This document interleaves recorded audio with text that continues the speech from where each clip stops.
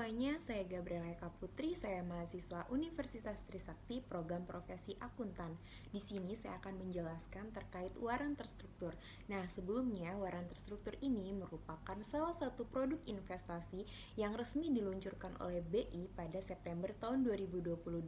Nah, waran terstruktur ini ternyata tambahan produk investasi terbaru yang resmi diluncurkan oleh BI untuk menambah daya tarik investor untuk berinvestasi di pasar modal. Nah, sebelumnya yuk kita bahas tuntas tentang apa itu waran terstruktur.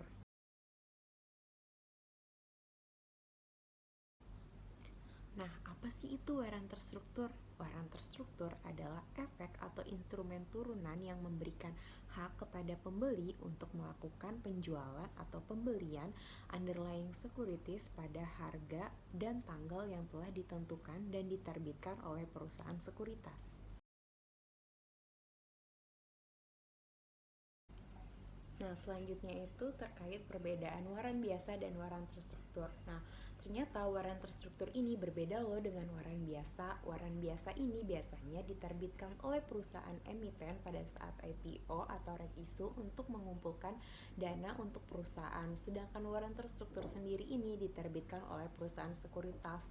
Nah, selanjutnya waran terstruktur ini dapat kita eksekusi menjadi uang tunai, sedangkan waran biasa ini dapat kita eksekusi itu menjadi saham induk perusahaan tersebut.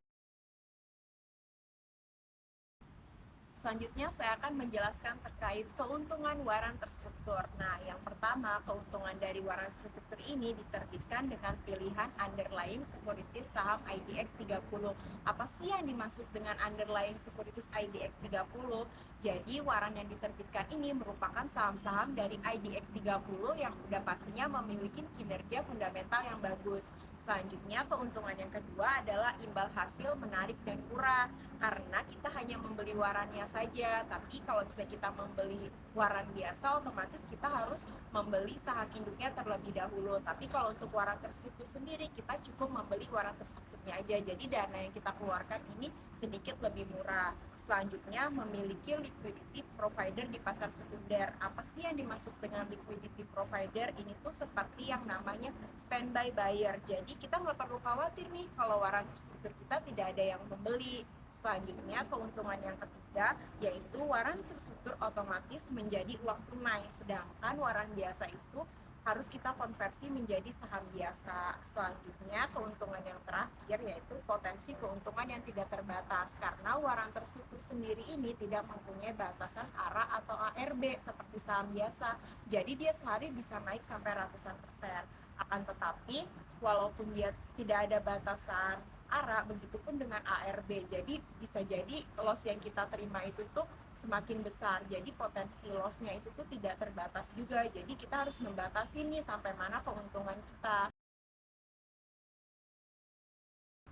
Selanjutnya di sini saya akan menjelaskan terkait contoh kode waran terstruktur. Nah, sebelumnya kode waran struktur ini berbeda dengan kode saham biasa, karena pada umumnya kode saham biasa itu hanya terdiri dari 4 huruf, akan tetapi kalau kode waran terstruktur itu lebih dari 4 huruf. Di sini saya akan memberikan contoh kode waran terstruktur BBRI ZPCX3A. Nah, BBRI sendiri ini merupakan underlying-nya saham BBRI. Selanjutnya, kode ZP itu merupakan perusahaan penerbit yang dimana ZP ini merupakan kode sekuritas dari PT Maybank Sekuritas Indonesia.